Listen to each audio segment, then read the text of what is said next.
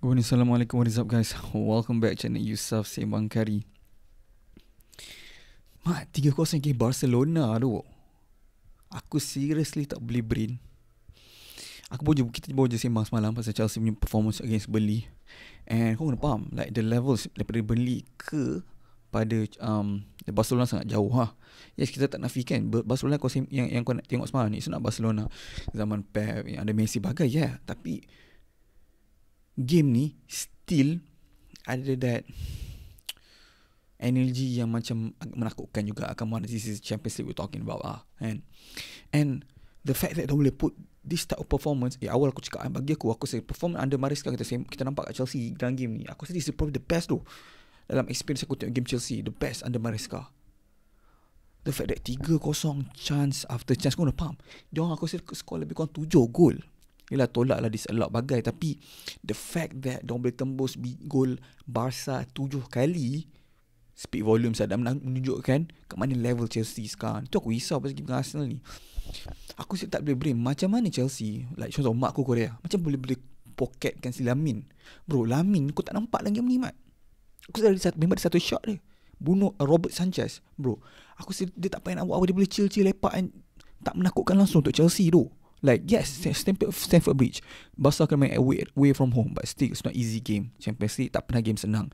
Kau tengok City je lah kata kecundang 2 biji kan. So nak menunjukkan apa, yang mana Chelsea boleh henyak Barca pun. Respect lah Maresca. Aku rasa game ni, aku rasa game pertama yang aku rasa Maresca cement position dia. I am here. Semua Premier League managers kena take note. Sebab persoalan terbesar yang kita pernah tanya pasal Chelsea semua sebelum ni, diorang sign banyak gila player, tapi adakah player dia boleh combine and play with each other di kala mana semua player baru ni boleh faham apa keperluan player yang lain and bantu team on to the next level. Itu persoalan dia betul. And kita dah nampak amalan ni, Mat. Sebab aku nak faham, Chelsea 3 game tu throw out clean sheet. Diorang tengah bina momentum yang agak menakutkan tak?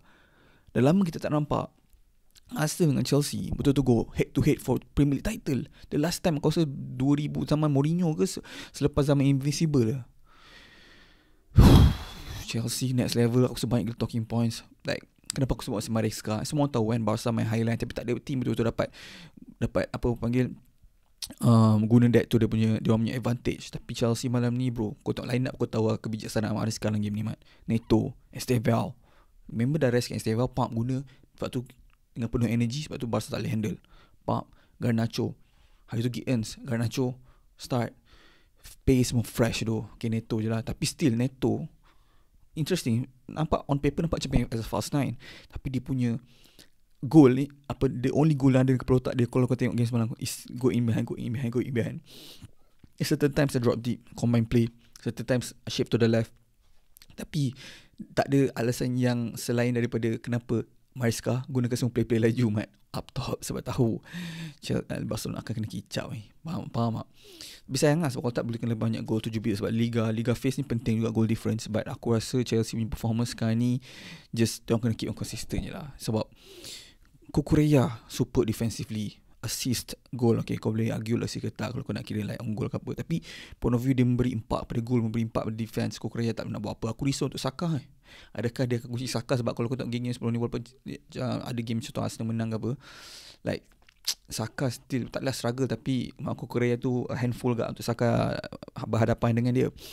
But yeah, and kalau kau tengok like midfield game ni, bro, Andre Santos masuk contoh, Andre Santos masuk, energy dia, aku rasa Arteta akan jealous gila, Mat, sebab Arteta main nakkan dia kau itu, tapi tak dapat sebab Chelsea dapat yakinkan dia untuk stay and bagi dia chance macam ni game-game under UCL Knights ni, game aku Santos yang perlu tak fikir. The fact that satu benda yang mahal aku rasa aku nampak kat Chelsea dari segi signing, contoh Estevao, Andre Santos ni semua, saya dak Brazil yang ada perasaan untuk prove themselves. Dia tak ada macam kau dah make it, kau dah selesa, kau pergi clubbing, kau pergi apa, tak ada. Estevao, kau ada dengar apa case pasal dia macam Endrick kena, Lamin kena, tak ada. Head down, buat kerja dia. Umur 18 pun. Nak cakap pasal umur, lain-lain pun umur 18. Kecoh pasal kahwin lah apa, tak. Estevao kepala otak dia fikir bola. Aku sedih lah adalah the heir to honestly to Neymar. We'll see. Tapi so far 18 tahun macam ni, aku still serious lah menakutkan dengan free kick yang dia ambil lagi, dengan goal yang dia score.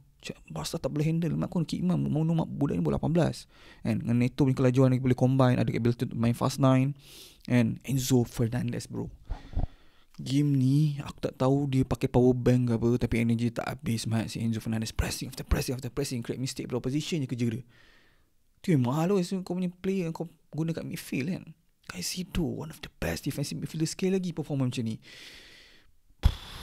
Awal tu laju gila kebangkitan. Dah ada Pep ni, Arteta nombor 1 Liga, Maresca nombor 2. Like Pep sendiri jatuh kan. Kebangkitan the new generation of managers. We'll see lah sejauh mana Chelsea boleh push through. Kalau diorang boleh dapat result as draw pun against Arsenal, dan menunjukkan diorang dah satu level yang mana memang akan terteris.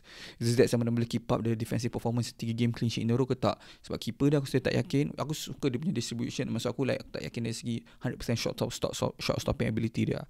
But yeah, untuk the next game, aku rasa ni adalah perasaan kegembiraan Chelsea yang lama diorang rasa. Since bila kali terakhir diorang rasa gembira macam ni, aku tak tahu lah.